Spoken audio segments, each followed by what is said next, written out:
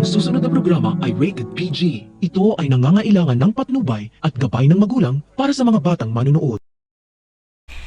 Hindi kinaya ng puso ni Marge nang sabihin ng doktor na may sakit na leukemia ang anak niya at hindi alam ni Marge kung may pag-asa pang gumaling si Jasmine.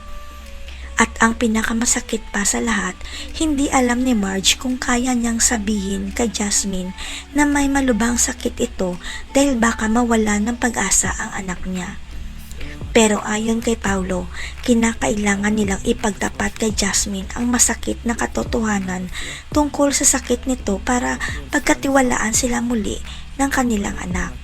Sa takot ni Jasmine na mag-alala ang mami niya dahil OA na ito sa pag-aalaga sa kanya, hindi nagsumbong si Jasmine na may kakaiba na pala siyang nararamdaman.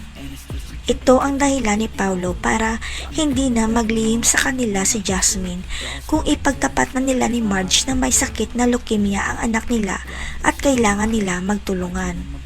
Pero si Paulo naiipit sa sitwasyon dahil kay Thea at sa problema sa kumpanya nila at walang choice si Paulo kundi ibigay ang nais ni Thea para maitago ang sikreto. Kinakailangan ni Paulo na mag-focus sa kumpanya nila kung gusto nitong maipagamot si Jasmine at ang kapalit nito mawawalang oras si Paulo sa kanyang mag-ina. Hanggang sa makatanggap na magandang balita si Marge at Paulo sa doktor ni Jasmine na malaki ang chance nito na gumaling sa pamamagitan ng bone marrow transplant.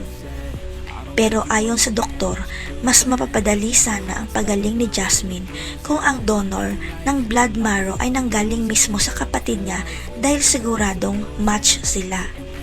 Dito na biglang natahimik si Paulo dahil alam niyang may kapatid si Jasmine at si Ashley lang ang huli at nag-iisang pag-asa para madugtungan ang buhay ni Jasmine.